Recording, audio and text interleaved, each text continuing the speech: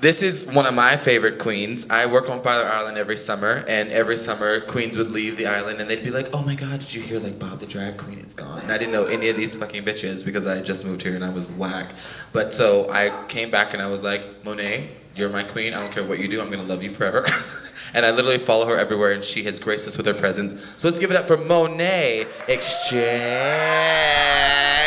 girl! Welcome to Thanking You, where your dreams come true. Welcome to Thanking You, and I'm loving you. Welcome to Thanking You, and when I get through, you'll probably thank me too. But now I'm thanking you. Yeah!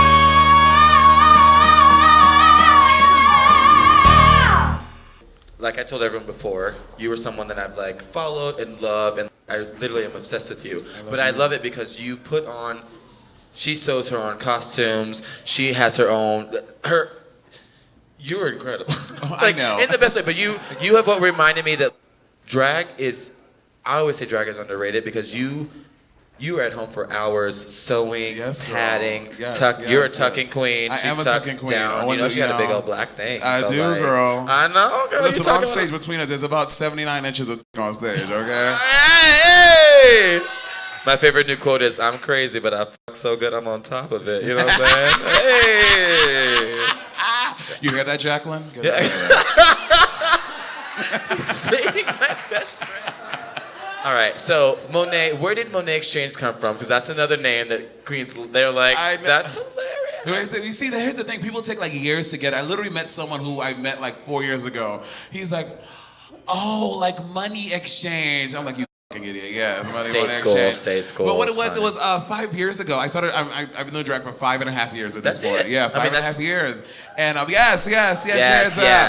And I was, me and Jasmine Rice. Do you guys know her, Jasmine Rice? She's an Asian queen.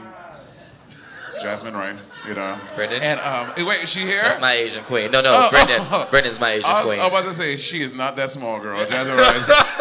Jasmine Rice she looked like she could eat Brita Filter, okay? Just to give you a scale of how big this bitch is. Anyway, me and her, we did a summer opera program together. And we were sitting at Dallas BBQ on 42nd Street, the most ratchet place in New York. You could get a meal.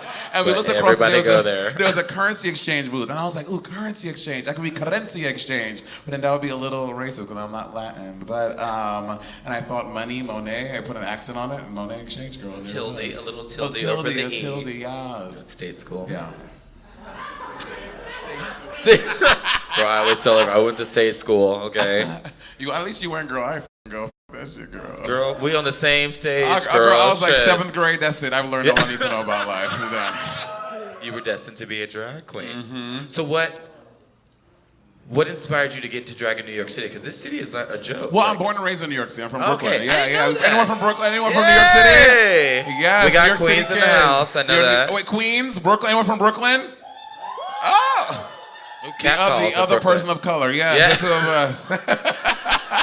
See, we lived in Brooklyn before y'all thought it was cool to live there, okay? We had to grow up there. But I'm from Brooklyn, and I've always been in New York City. I went away to New Jersey for college, and I came back, and I was like, the funny thing was as a kid, because I went to an arts high school in Manhattan, and I remember getting on the train and getting off at like 7:30 in the morning to go to school, and I'm seeing these drag queens walking on the subway, like looking crazy, like decrepit, going home girl. from the night. Going home from the night before. G'ing out and I thought drag was weird. I was scared of it. I was like, this is why do they have to put on makeup? And then Peppermint came to my college, and we did a drag ball. Every year we did a drag ball, and I was a freshman. She came, and like we would like get up and drag, and Peppermint would come and host this like amateur night at our college. And that was the first time I ever met a drag queen in person. Now, this was Peppermint a long time ago, okay? This was before, she packed on a pound. She was really skinny back then. I was gonna say before Drag Race. Yeah, before Drag Race. Yeah, Peppermint was like this big, and she came to our college, and it was really fierce, and because of her, I kind of got into drag, and then here we are, girl.